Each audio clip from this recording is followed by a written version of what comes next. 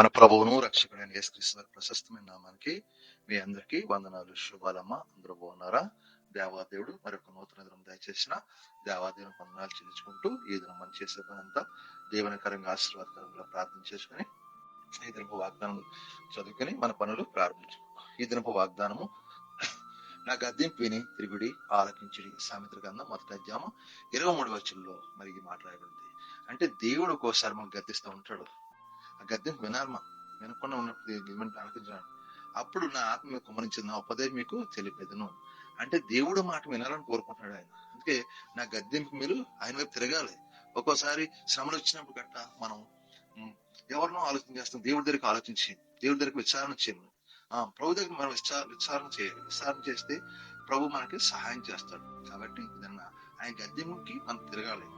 ఆయన తిరిగి ఆయన మాట ఆలకించామనుకో దేవుడు మనకు సహాయం చేస్తాడు. కాబట్టి ఇది నాన్న, ఎన్నిసార్లు గద్దించిన లోబడిన వారు మరి తిరిగి లేకుండా హఠాత్తుగా నాశనం అన్నాడు. ఇక్కడ మాట మరి సామెతల గ్రంథం 29 ఎన్నిసార్లు గద్దించినను లోబడిన వాడు మరి తిరిగి లేకుండా హఠాత్తుగా నాశనం అన్నాడు. అంటే ఈ మాట దేవుడి మాట లోబడినప్పుడు, దేవుడు పిలిచిన మన ఇష్టాసారం జీవించినప్పుడు ప్రభు అంటాడు, ఇంకా ఎన్నిసార్లు లోబడిన వాడిని తిరిగి లేకుండా హఠాత్తుగా నాశనం చేస్తాడు ప్రభు. మరి మనల్ని గద్దిస్తాను ఆయన పాపాన్ని మన లోనవ్వడం. ఆయన శాంతిమూర్తి, కరుణామయుడు, మనందరి మీద ఎంతో కరుణ చూపిస్తున్నారు. కాబట్టి మనందరం కూడా దినాన్న ప్రభు మాటకు లోబడాలి, ప్రభు చిత్తం నెరవేర్చాలి.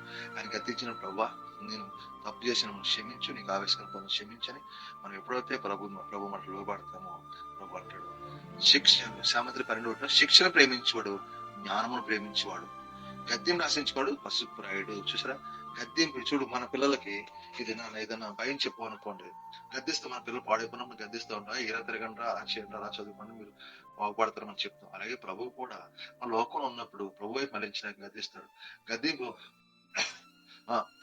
గద్దింపు ఉపదేశం కలిసి జీవమరం ఉన్నాడు, గద్దింపు లోపడినవాడు త్రోవ తప్పినాడు. మరొక మాట సామెతలు 10:17. కాబట్టి సామెతలు 6:3 ఆజ్ఞ దీపంగానో ఉపదేశంగానో వెలుగొను, శిక్షాత్మక గద్దింపు జీవ మార్గములు. మనకి శిక్షాత్మక జీవ మార్గం. ఆయన గద్దించాడంటే మన జీవనం నడిపించే నరకంలో కాదు, జీవనం. దుష్టుడు మనల్ని నరకంలో నడిపించాలని చూస్తాడు. ప్రభు అయితే ఆయన చెప్తూ ఆయన దగ్గర నడిపించుకుని ఆయన కోరుకుంటాడు. కాబట్టి వాగ్దానం సహోదరి గద్దింపు విని తిరిగి ఆలకించి ఆయన మాట ఆలకిస్తే నీకు జీవమిస్తాడు, జీవంలో నడిపిస్తా అన్నాడు. కాబట్టి ఉపదేశం అంగీకరించిన వాడు జీవంలో ఉన్నవాడు, గద్దింపునకు లోబడిన వాడు త్రోవ తప్పాడు. ఉపదేశం అంగీకరించిన ఆ మాట అంగీకరించిన జీవంలో ఉంటామాట, అసహించుకుని పశుప్రాయుడు అంటాడు. కాబట్టి ఇది నాన్న మనం ఈ వాగ్దానం బట్టి ప్రార్థించండి. దేవుడు మిమ్మల్ని మీ కుటుంబాన్ని దేవుడు దీవించిన వాగ్దానం చేయాలి. నీ కొరకు మీ కుటుంబాన్ని ప్రార్థిస్తున్నాను. నా ప్రార్థన జీవాధిపతి అని యేసు ప్రభువు పరిశుద్ధ కృపగలవాన్ని పొందాలి. ఇదిగో నాయన, మరొక నూతన దినం దయచేసి ఏదైనా మొత్తం రెక్కలు భద్రపరచండి, కాచి కాపాడండి, దీవించవలసిన కృప భద్రపరచండి. చేసిన చేతి పనులు రెక్కల కష్టార్జితాన్ని ఆశ్రయించండి, దీవించి పాల్గొన్న ప్రతి సమస్య నుంచి ప్రతి ఇరుకు నుంచి తప్పించండి. ఆయన వారి పరిభారం ఒత్తిడి తీశాడు. వాళ్ళ కష్టార్జితం సహాయం చేయాలి. బిడ్డల చుట్టూ కుటుంబాలు కంచులు పెట్టు, మంచి ఆరోగ్యము, శక్తిని, బలాన్ని దాచి కుటుంబంలో సమస్యలు విడిపించి భార్యభర్తలు సమాధానం పరచండి. ప్రభావ నీ అభిషేకం, నీ ఆత్మని పరిశుద్ధ సన్నిధిని నీ ఆత్మకార్యాలు సహాయం చేసుకోవచ్చు. ఇది నిమంతా మమ్మల్ని, మా కుటుంబాన్ని మరి ఈ రెక్కల చాటు భద్రపరిచి కాచి కాపాడు. మీకు మహిమకరంగా జీవించుకోవచ్చు. మీకే మహిమ ఘనత ప్రభావం యేసు పరిశుద్ధం అడుగుతున్నాం తండ్రి, ఆమేన్. వందనాలు. దేవుడు మిమ్మల్ని మీ కుటుంబాలు దేవాది దీవించి ఆశించిన గాక. వందనాలు. ఈ వాగ్దానం అనేక మంది బిడ్డలకు షేర్ చేయండి.